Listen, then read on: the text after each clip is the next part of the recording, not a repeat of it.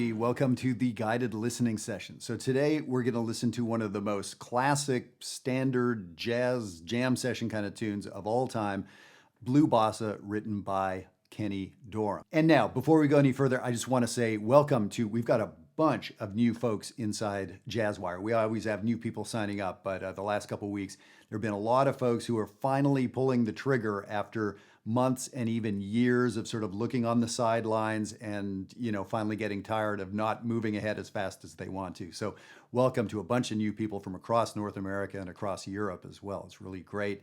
And I hope you will jump into the free trial, but it's time to get moving with us. So I hope I'll see you inside Jazzwire. So now, Blue Bossa. Here's what bugs me. I guess we'll vent a little bit. When you're at a jam session or talking about tunes, and someone says, "Oh, let's play Blue Bossa," and someone goes, "Oh, I'm tired of that tune." That drives me nuts. What that person is saying is, I'm tired of myself and how I sound on that awesome tune. That's what I hear. There is nothing wrong with that tune. Yes, we play things a lot. Yes, we like new things. I mean, I get it. But let's listen to this recording. And then when I hear, that person, this hypothetical person play, they don't know how to play the melody correctly. If they're playing drums on it, they're just playing some crappy bossa nova groove. They're not playing the correct part. They're phoning in some bass line. Anyway, you can hear I'm getting crabby. There is so much going on inside this tune and this classic recording, and there's so much to play over a C minor chord or a 2-5-1 in D flat, right? Like the little sections of the song. So I would just say to not, just because you've played a song 5 times or 50 times or 100 times, it's your job to play it with energy and enthusiasm and creativity and an artistic voice. So don't blame the tune, right? And yeah, I've been that guy. I'm a little tired of this tune, but I always think, what would Joe Henderson play right now? What would John Scofield play on this? What would Louis Armstrong play on this? What would Helen Sung play on this tune right now? And all of a sudden I'm like alive and awake and like, oh, okay, here we go on this song that I thought was boring.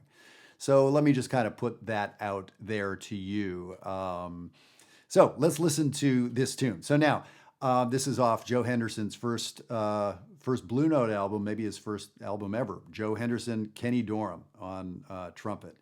And it is Pete LaRocca and Butch Warren. Pete LaRocca on drums, Butch Warren on bass. And it's very funny, on the album, they name those 4 people and then it says, etc. Joe and Kenny and Butch and Pete, etc. And so I couldn't for the life of me figure out who the piano player was, or I couldn't remember. And so I'm listening to it the other day, walking the dog, and it's like, man, I can just think of all the people that it's not, and I can't think of who it is. So I finally look it up. It's McCoy Tyner. It doesn't sound anything like what I know McCoy Tyner to sound like. The incredible thing was, 2 months before this session, McCoy Tyner had just recorded the Impressions album with Coltrane. So what we're hearing here, just that is fascinating, that McCoy came in to this session not going to kind of railroad things and be McCoy Tyner with a capital M. He came in as a sideman and played the session for what the session needed. So it's very, very interesting. So that brought a huge smile to my face. First of all, that I couldn't remember and couldn't tell it was McCoy, but it's like, wow, that's pretty cool that somebody knows when to use their voice, when that's required of them. You're in the John Coltrane Quartet, and when it's time for something else. And I appreciate that. And I get that a given artist wants to be that artist all the time. You're 24/7, that. But I really respect someone that understands the craft and the gig you're on and all that. So I thought that was very interesting. Let's dig into the tune.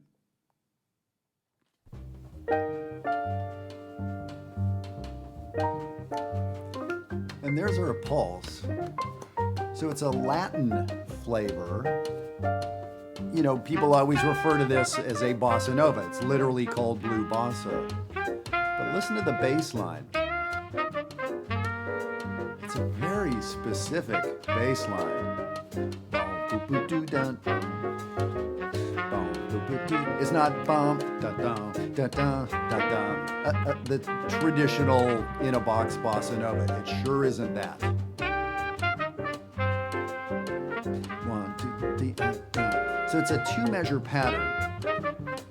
So it starts on 1, but and 2, 3, and again 1, 2, 3, and 2, 1, 2, 3. It's a 2-measure pattern. Really cool. How about Pete LaRocca on the drums?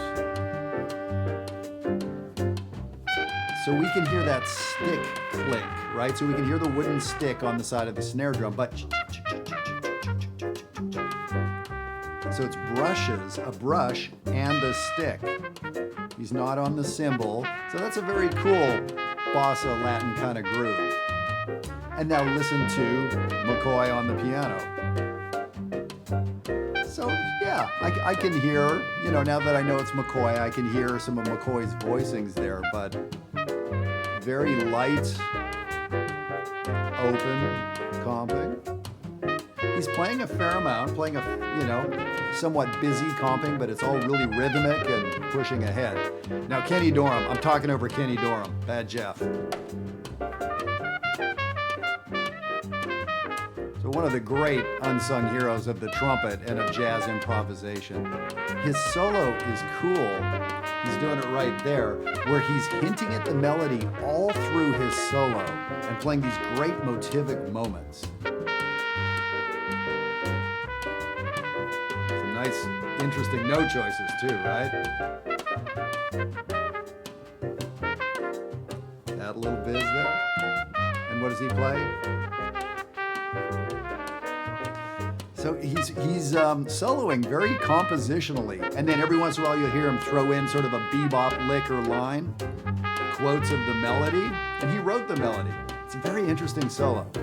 Joe Henderson. And Joe comes in with these sort of flurries and trills and those things that Joe is known for. And here as a very young man, it's already a part of his voice.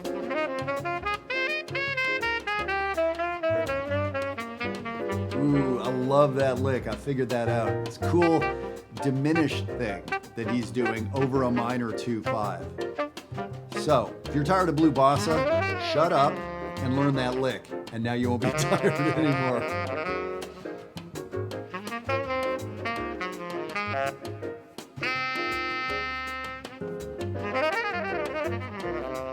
Listen to the bass.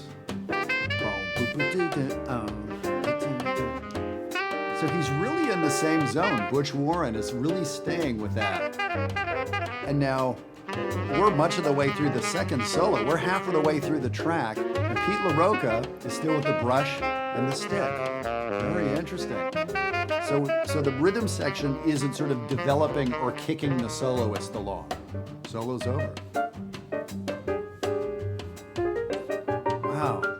And the rhythm section stays the same. Pete LaRocca, I think, has hit a cymbal one time at the beginning of Joe's solo.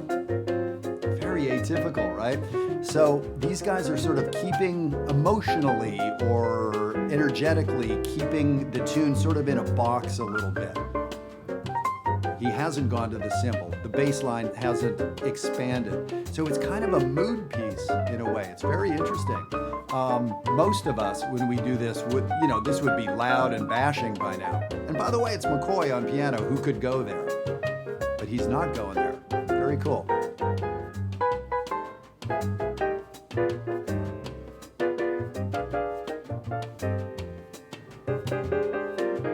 And so interesting, Butch Warren has now changed, he's adding some spaces into his bass line that weren't there earlier. His bass line was maybe a little busier to begin with, and maybe it's because McCoy's playing a little more densely, a little more rhythmically, that Butch Warren is sort of, deciding to leave a little more space or to not argue with the piano. I'm not sure. It's interesting that he waits this long to do some little changes to the bass line. And we hear McCoy doing something he does a lot, is soloing with block chords, but different than the way George Shearing or Red Garland did it. Different language, but using a lot of chordal soloing. So what happens now? So sounds like a bass solo.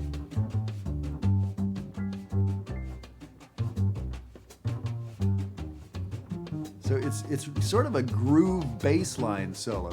It has a lot of the bass line. He's not playing lines. He's sort of putting the groove forward. Okay, and a counter melody, or do we call it a background to the bass? It's very cool, but a whole other melody to the song. So for those of you sick of blue bossa, you know this melody. This is part of the song. So all of a sudden there's a lot to this tune on all instruments for us to be thinking about. And they play this counter melody a second time. And again, it's quite soft, right?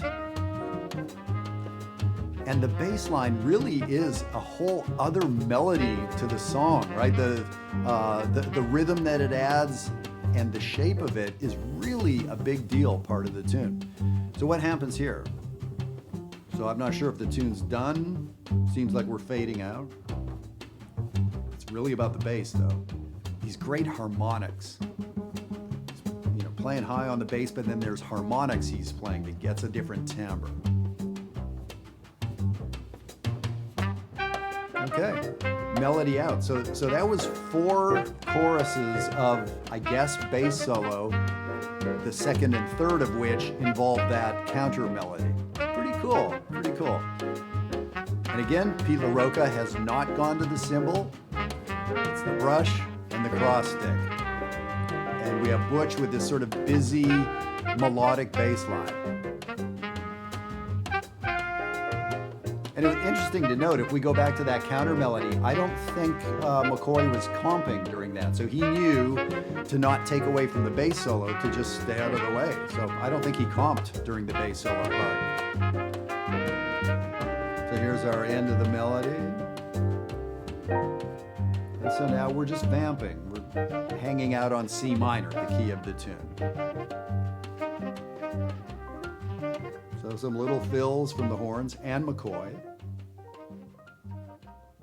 And a board fade. So the band keeps playing and they kind of bring it down inside the control room.